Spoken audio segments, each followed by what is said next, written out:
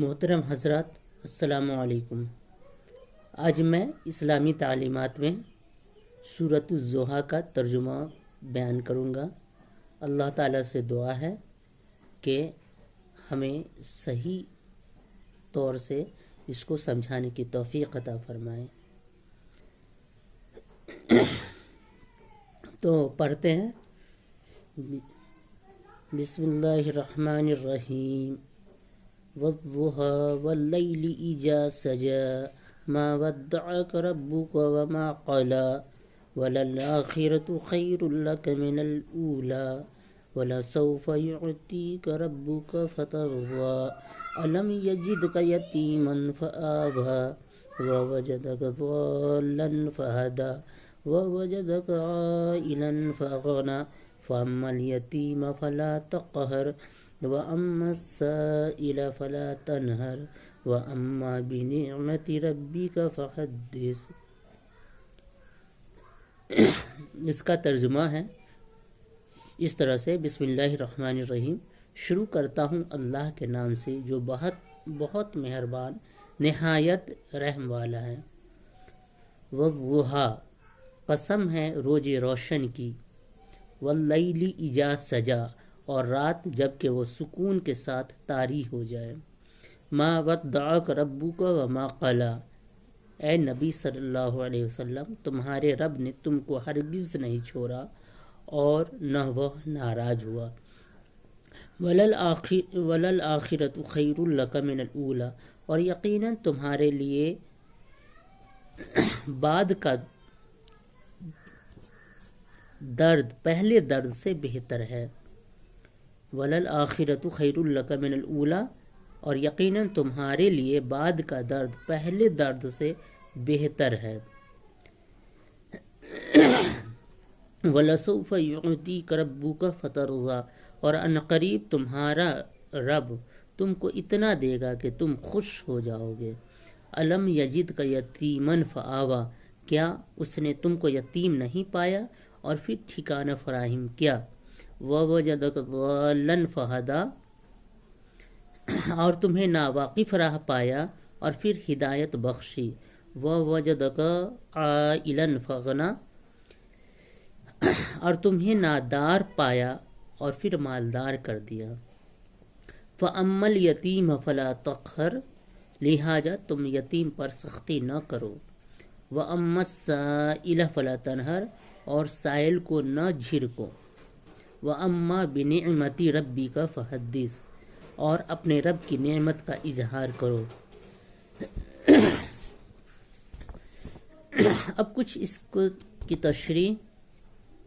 والضحیٰ، قسم ہے روز روشن کی، مطلب کسی بات پر اللہ تعالیٰ زور دے کر کے بتاتے ہیں تو وہ جگہ جگہ پہ الگ الگ چیزوں کی قسم کھا کر کے وہ لوگوں کو سمجھا رہے ہیں۔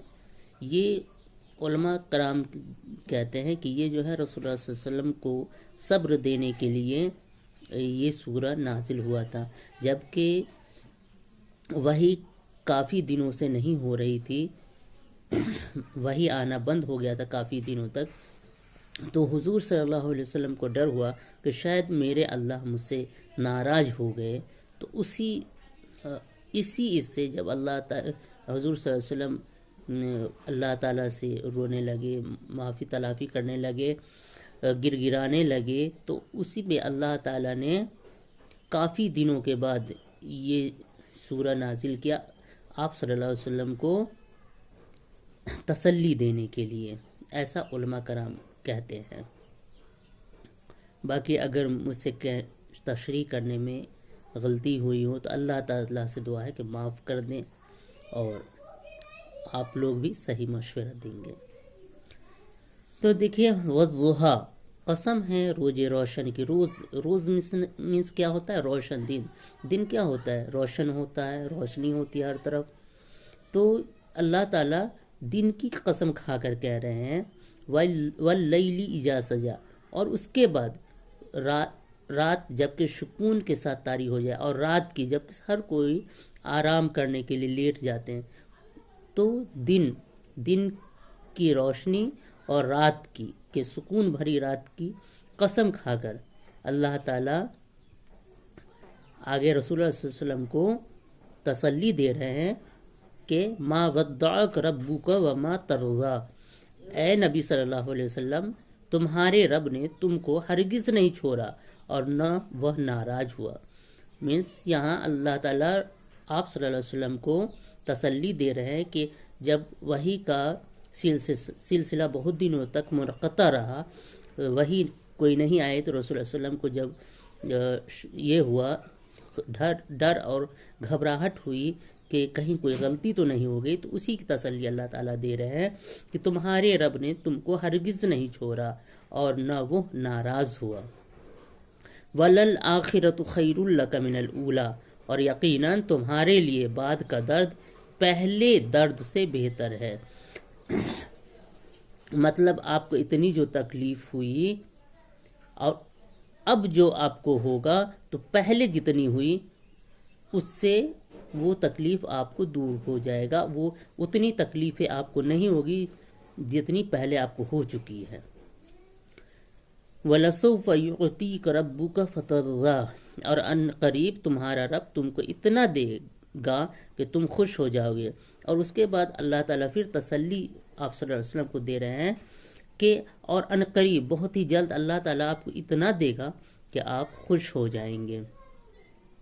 الم یجد کا یتیمن فآبا، کیا اس نے تم کو یتیم نہیں پایا اور پھر ٹھکانہ فراہم کیا۔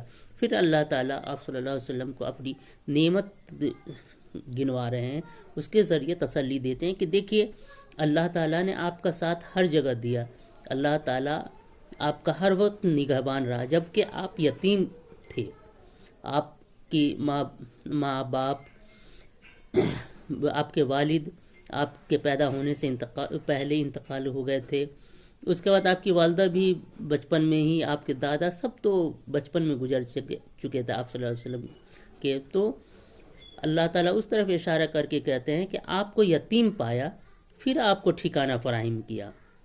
وَوَجَدَكَ ضَالًّا فَهَدَىٰ، اور تمہیں ناواقف راہ پایا اور پھر ہدایت پائی۔ اور اس کے بعد وہاں عرب میں بت پرستی تھی، لوگ جو ہے بتوں کو پوجتے تھے، تو پھر کیا تھا کہ آپ صلی اللہ علیہ وسلم یہ ان سب کو دیکھ کر کے ان کو بہت گھبراہٹ ہوتی تھی۔ آپ صلی اللہ علیہ وسلم تنہائی میں جا کر کے یہ غار حرا میں اکثر آپ صلی اللہ علیہ وسلم جا کے غور و فکر کیا کرتے تھے۔ تو آپ صلی اللہ علیہ وسلم ناواقف تھے، آپ صلی اللہ علیہ وسلم کو اس کا علم نہیں تھا، لیکن وہ ایک راستے کی صحیح طریقہ کیا ہوگا اس کی تلاش میں رہتے تھے، صحیح کیا ہے۔ تو آخر اللہ تعالیٰ نے آپ کو نبوت بخشی اور اپنا نبی بنایا اور آپ کو صحیح راستہ دکھایا، آپ کو صحیح راستہ بتایا کہ یہ راستہ اپنائیے، اور آپ کو اللہ تعالیٰ نے اپنا رسول بنایا ہے، آپ لوگوں کو جا کر سمجھائیے کہ اس طرح سے آپ کریں، جو آپ بتوں کو پوجتے ہیں، مورتیوں کو پوجتے ہیں، وہ صحیح نہیں ہے۔ یہ سب صرف ایک اللہ کو پوجنے کی دعوت دینے کے لیے، ایک اللہ کی عبادت کرنے کے لیے، اس کی دعوت دینے کے لیے آپ صلی اللہ علیہ وسلم کو اللہ تعالیٰ نے منتخب کیا، چنا۔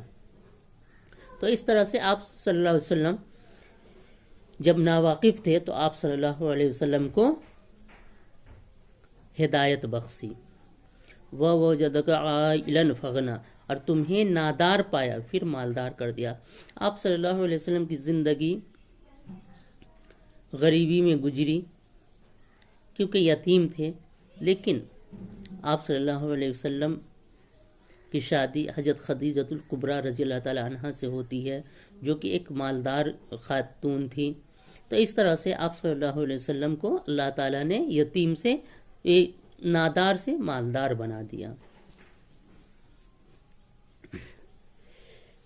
فَأَمَّا الْيَتِيمَ فَلَا تَقْهَرْ، اس لیے اللہ تعالیٰ آگے کہتے ہیں لہٰذا یتیم پر سختی نہ کرو۔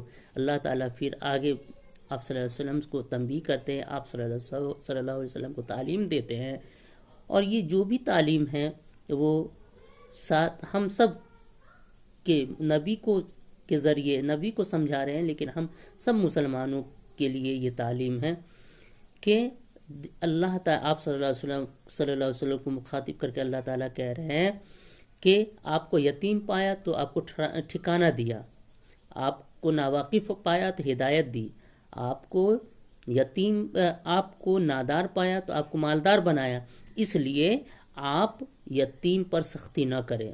کیا ہے؟ فَأَمَّا الْيَتِيمَ فَلَا تَقْهَرْ، آپ یتیم پر سختی نہ کریں۔ وَأَمَّا السَّائِلَ فَلَا تَنْهَرْ، اور سائل کو نہ جھڑکیں۔ اور اکثر ہوتا ہے کہ سائل آتے رہتے ہیں تو لوگ جھڑک دیتے ہیں، بری باتیں کہہ دیتے ہیں، جھنجھلا کر کے، ہر طریقے کے لوگ ہوتے ہیں، جھنجھلا کر بول دیتے ہیں۔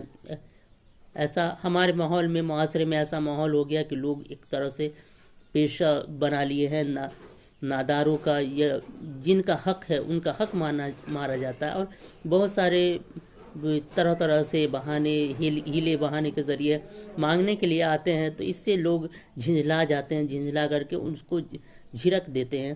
تو اللہ تعالیٰ نے سائل کو جھڑکنے سے منع کیا ہے، کیونکہ دیکھیے اگر کوئی ہمارے پاس مدد کے لیے آتا ہے، کوئی سائل آتا ہے، ہم نہیں جانتے کہ اس کی کیا حقیقت ہے، کیا مجبوری ہے، وہ جو ہمارے آگے دست بڑھا رہا ہے، اپنا ہاتھ بڑھا رہا ہے، کیا پتہ کہ وہ صحیح ہے یا غلط ہے، تو ہمیں تو کچھ پتہ نہیں، تو ہمیں جھڑکنے سے بچنا چاہیے۔